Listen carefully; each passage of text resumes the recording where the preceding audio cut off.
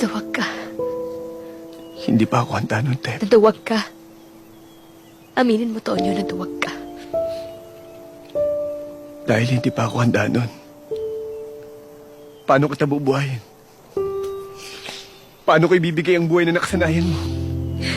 Hindi naman yun ang buhay na gusto ko eh. Sapat na sa akin yung buhay. Nakasama ka. Sa akin hindi. Dahil mahal kita. Gusto kita bigyan ng buhay na maayos. Ayaw kitang idamay sa mga kamalasang pinagdadaanan ko. Sana sinabi mo. Sana narinig ko. Para sana nasabi ko sa'yo na kaya kong maghintay. Hanggang sa maging handa ka. Hanggang sa maging kaya mo na. Kasi kaya ko naman maghintay kahit gaano katagal kasi mahal kita, Tonyo eh.